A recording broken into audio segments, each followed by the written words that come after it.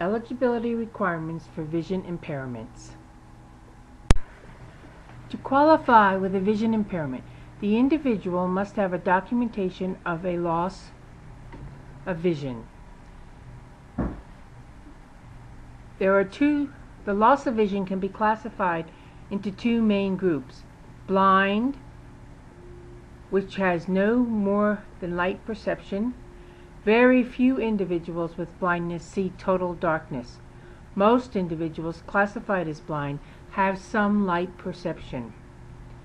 And legally blind, with a visual acuity of 2200 or less in the better eye, after correction, or a field restriction of 20 degrees or less.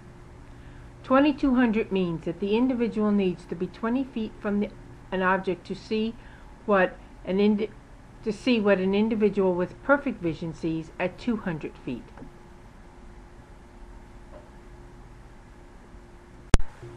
Another classification of a visual impairment is partially sighted.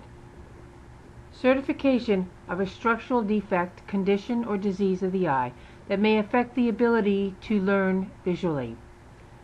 Usually involves the absence of 3 or more behaviors in functional vision: peripheral orientation, fixation, ability to shift gaze, or the ability to track and ability to converge.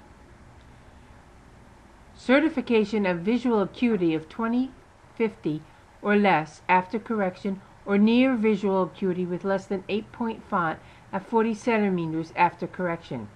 In peripheral vision, we're talking about the central visual field loss of any degree, or a peripheral visual field of 60 degrees or less. Functional vision can be defined as what the individual can see with the amount of vision they actually have. Many individuals with very little vision can see or function as an individual with much better vision. For instance, I worked with a young man with 2200 corrected vision in one eye.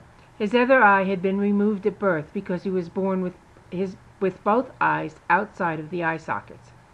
Yet he could identify individuals and objects by sight 100 feet away.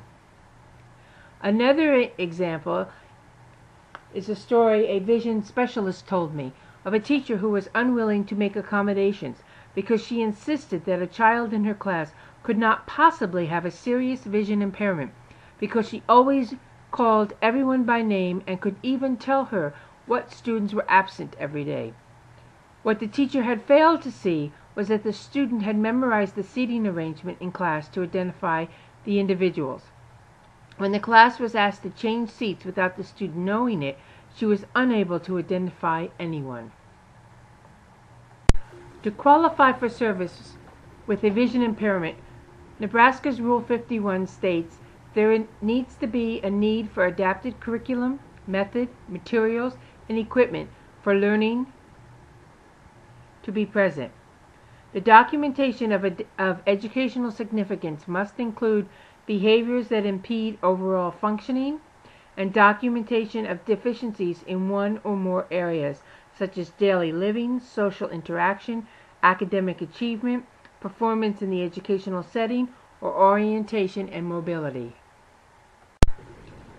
There are many characteristics of vision impairments.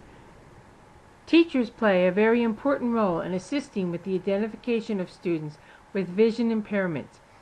In order to spot difficulty, you need to be aware of the characteristics of individuals with vision impairments. Some of these characteristics are thrusting the head forward or tilting to one side, unusual fatigue after completing a visual task.